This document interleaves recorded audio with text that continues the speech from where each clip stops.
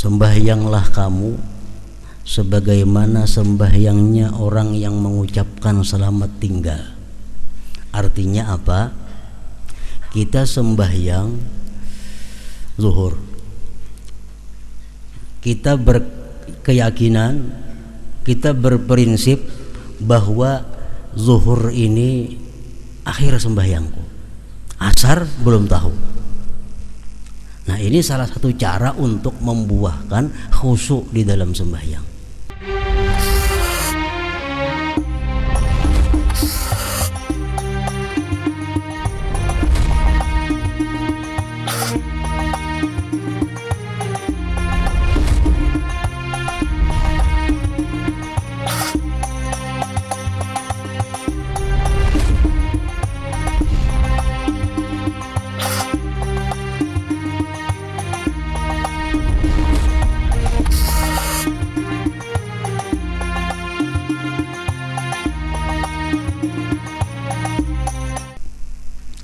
Dan Nabi sallallahu alaihi wasallam bersabda kepada orang yang ia beri wasiat, pesan. Ujar Nabi kita, wa idza shallaita fasalli salata muwaddi'in.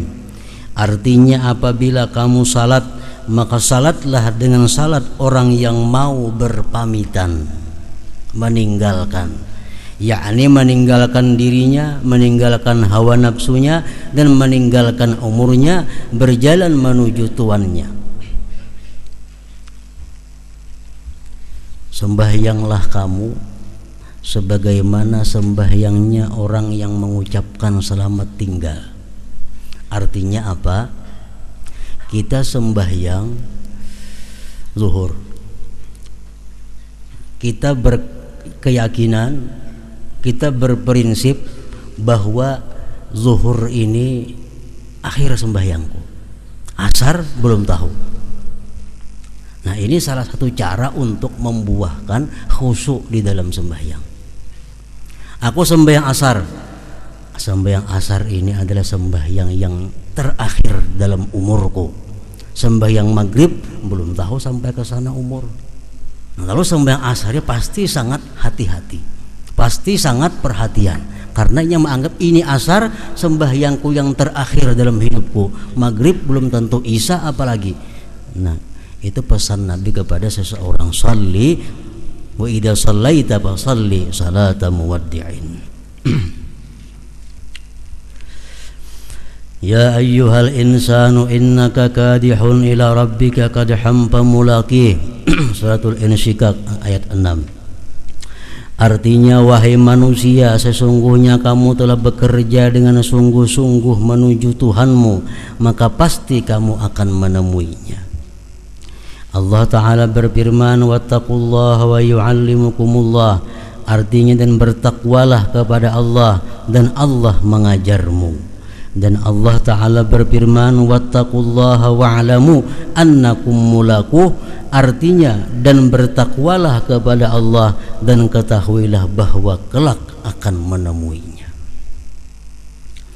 Dan Nabi sallallahu alaihi wasallam bersabda, man lam tanhahu salatuhu anil fahsya wal munkar lam yazdad minallahi illa bu'da.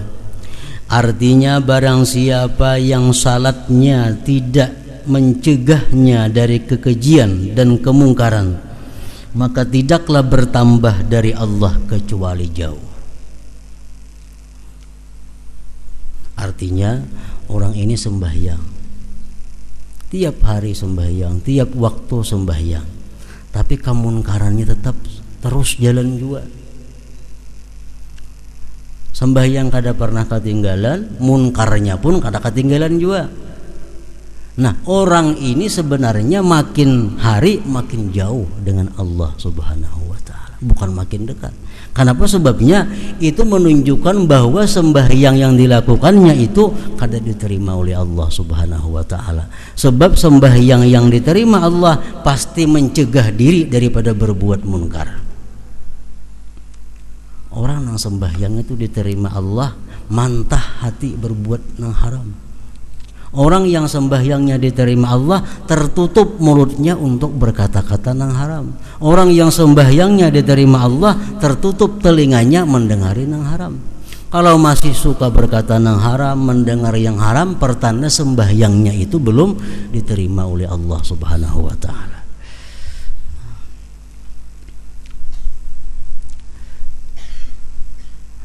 Salat itu adalah munajat. Maka bagaimana salat itu dengan lalai?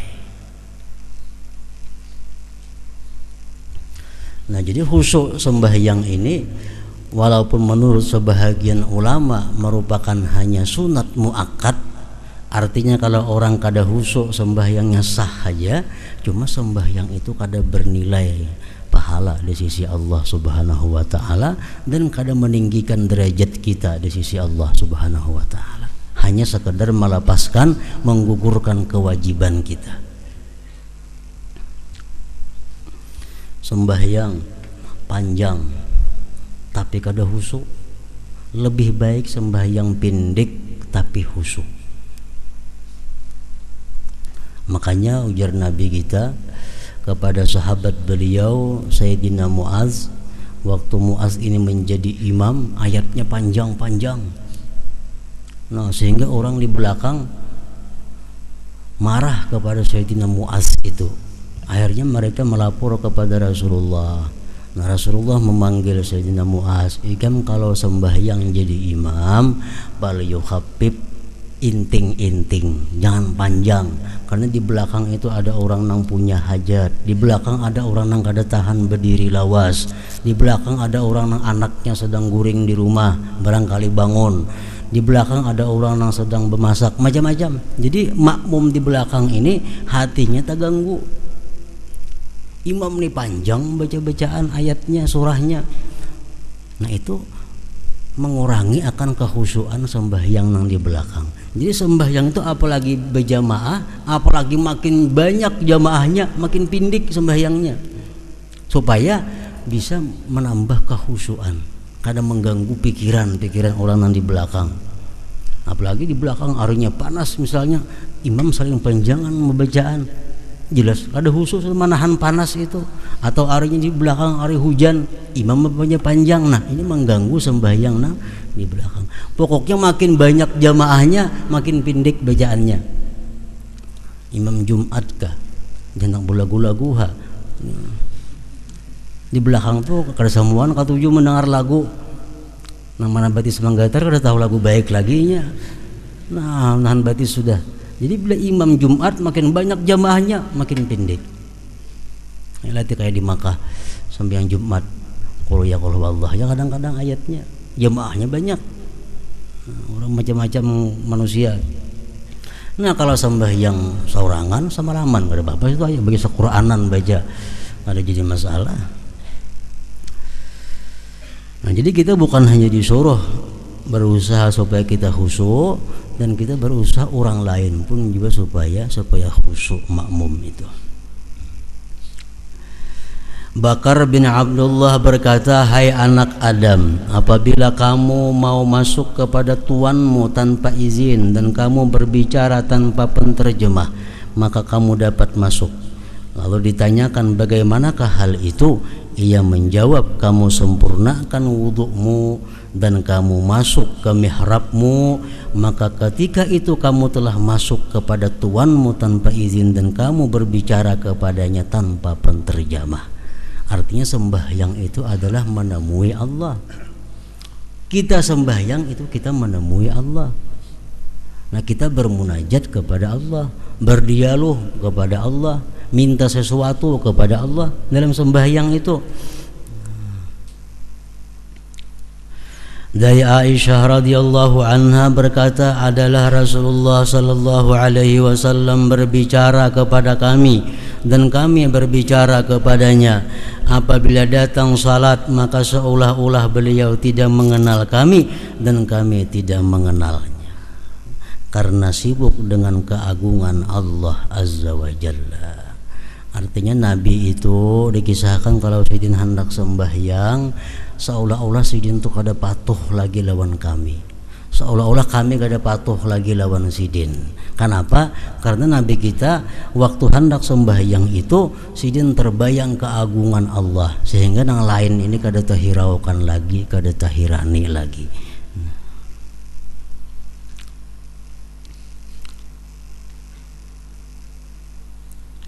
Dan Nabi sallallahu alaihi wasallam bersabda, la yanzurullah ila salatin la yuhdirur rajulu fiha qalbahu ma'a badanihi.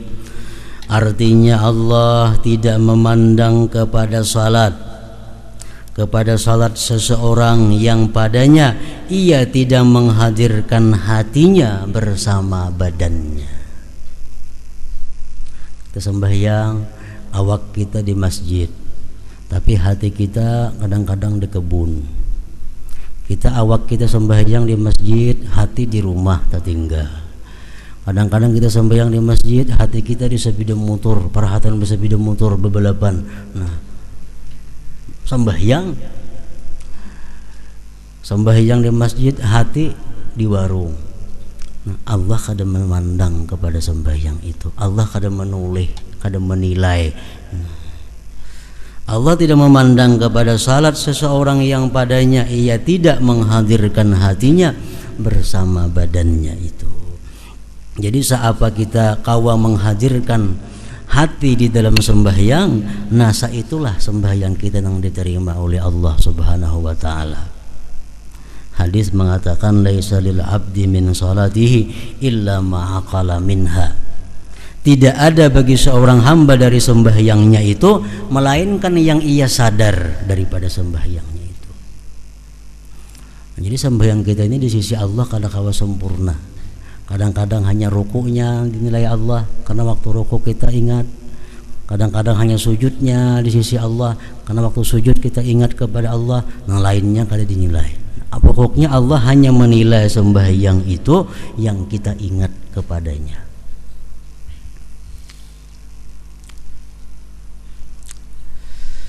Allah tidak memandang kepada salat seseorang yang padanya ia tidak menghadirkan hatinya bersama badannya. Ibrahim al-Khalil alaihi salam apabila berdiri untuk salat, maka terdengar detak jantungnya pada 2 mil karena takut keagungan Allah. Sa'id at-Tanuhi apabila salat maka tidak terputuslah air mata dari kedua pipinya atas janggutnya. Dan Rasulullah sallallahu alaihi wasallam melihat seseorang bermain-main dengan janggutnya di dalam salat, lalu beliau berkata, "Lau khasha'a qalbu hadza la khasha'at jawarihuhu." Artinya seandainya hati orang yang ini khusyuk, niscaya anggota-anggota badannya itu khusyuk juga. Jadi manusia terdahulu yang mulia, para aulia-aulia Allah, mereka sembahyang itu kada sama satu sama lainnya. Ada yang sembahyang itu senang, gembira,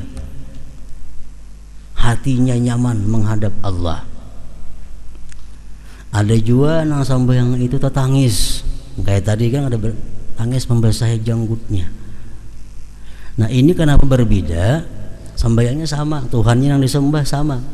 Nah, berbeda demikian karena berbeda makam kedudukannya. Yang pertama, kedudukan yang disebut u'budillah ka'annaka tarah. Beribadahlah engkau kepada Allah seolah-olah engkau itu melihat Allah. Nah, orang melihat Allah, orang yang paling lezat. Orang yang melihat Allah, orang yang paling merasakan kenikmatan yang luar biasa. Dalam surga orang nang rahatan makan, orang nang rahatan bersenda gurau lawan bininya, orang rahatan bermain-main. Tapi kalau ada pengumuman bahwa Allah bertajalli, semua meninggalkan menuju kepada zat Allah, memandang kepada zat Allah. Karena memandang zat Allah merupakan puncak segala kelezatan dan kenikmatan. Nah, jadi sembahyanglah kamu seolah-olah kamu melihat Allah. Nyaman artinya. Nah, ini sembahyangnya hatinya gembira, sembahyangnya bersemangat, sembahyangnya nyaman karena dia seolah-olah melihat Allah. Nah, ini kedudukan yang tinggi. Kedudukan yang tinggi. Yang kedua, fa illam takun tarah fa huwa yarak.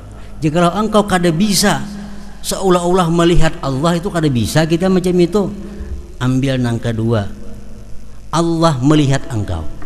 Allah melihat engkau. Nah, kalau kita sembahyang ini merasa bahwa kita dilihat oleh Allah, bisa gugup sembahyangnya, nah, bisa menggetar, ada yang menangis. Nah, itu yang kedua ini, karena mereka kada mampu merasakan bahwa melihat Allah itu, kada kau membayangkan, mereka ambil jalan yang kedua, Allah melihat. Jadi mulai takbir sampai salam ini merasakan kada terlepas dari sedikit pun daripada pengawasan Allah. Mulai Allahu Akbar, nah ini sudah merasa bahwa Allah melihat dirinya, ini merasa Allah memandang, sedikit pun kada terlepas dari pandangan Allah. Otomatis sembahyang itu ada beban. Nah, kita menulis dilihat oleh guru, nah kita ada beban, hati-hati jadinya, takutan tersalah. Nah, itu orang nang sembahyang khusyuk ada dua. Pertama, seolah-olah dia melihat Allah, lalu sembahyangnya nyaman, sembahyangnya nikmat. Atau kalau kada kawa itu merasa dilihat Allah, diperhatikan Allah. Nah, hati-hati sembahyangnya, bacaannya hati-hati, rukuknya hati-hati, sujudnya hati-hati. Hatinya pun takut kalau berpaling daripada Allah, karena dia tahu Allah mengetahui hatinya.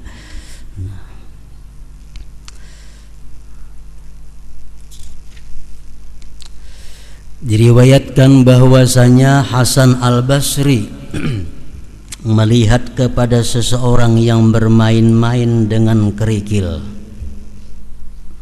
Kerikil, nah di tangan diputar-putar kan. Dengan sembahyang di tanah sambil mengudak batu. Hasan Basri melihat itu. Sambil berkata orang tersebut, ya Allah, kawinkanlah saya dengan bidadari. Doa nih, ya Allah, kawinkanlah saya dengan bidadari. Tapi tangan kersengganaan apa-apa kada kucawi. Nah, muntung bersuara, ya Allah, kawinkanlah aku dengan bidadari. Melihat itu lalu beliau Hasan Basri berkata, seburuk-buruk peminang adalah kamu, seburuk-buruk pelamar bidadari adalah kamu. Kamu meminang bidadari padahal kamu bermain-main dengan kerikil. Dikatakan kepada Khalaf bin Ayyub, tidakkah lalat itu menyakitkan kamu di dalam salat, lalu kamu tolak? Ia menjawab, saya tidak membiasakan diriku terhadap sesuatu yang merusak salatku. Ditanyakan, bagaimanakah kamu sabar terhadap hal itu? Ini Khalaf ini sembahyang, banyak lalat berhinggapan di awak sidin. Kada sidin kibah-kibah lalat nih tuh. Kenapa jurang tahannya biar lalat nih tuh kada mengibah-ngibah? Ia menjawab, telah sampai kepadaku bahwasanya orang-orang fasik itu sabar terhadap cambuk-cambuk sultan agar dikatakan pulan itu sabar, dan mereka berbangga dengan itu. Sedangkan saya berdiri di hadapan Tuhanku Allah, apakah saya bergerak karena lalat itu?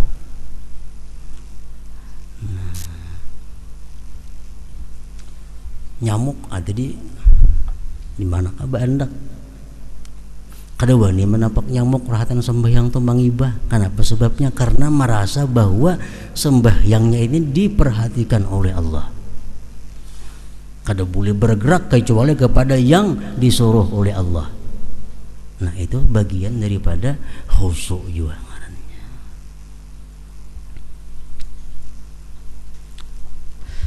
Dan diriwayatkan dari Muslim bin Yasar bahwasanya apabila ia mau salat, ia berkata kepada keluarganya, berbicaralah kalian, sesungguhnya saya tidak mendengar akan kalian.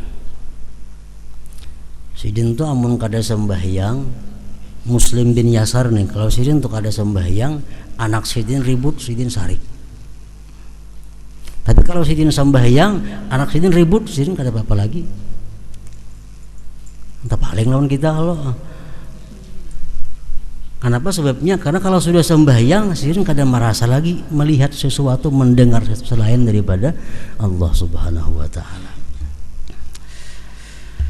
Dan diriwayatkan daripadanya Muslim bin Yasar tadi bahwasanya pada suatu hari ia salat di Masjid Basrah, lalu satu bagian dari masjid itu runtuh, lalu orang-orang berkumpul karenanya. Ia tidak mengetahuinya sehingga ia pergi dari salatnya. Masjid runtuh ya tuh kada tahu.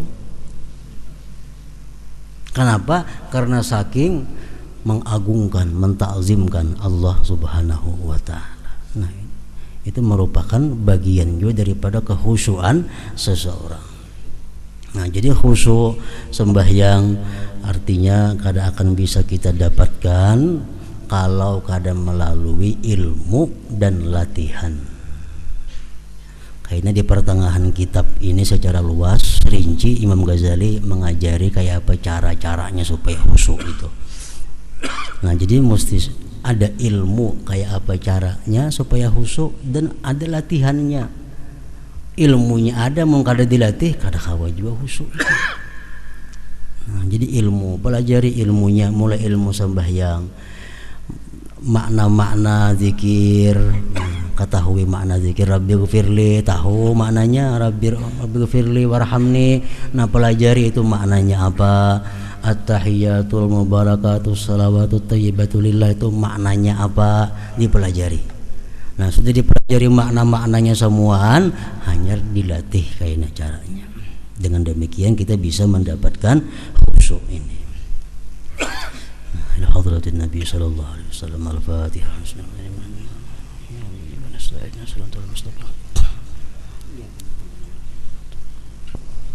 ويا أيها الرجل منه شفاعة صلوا عليه وسلموا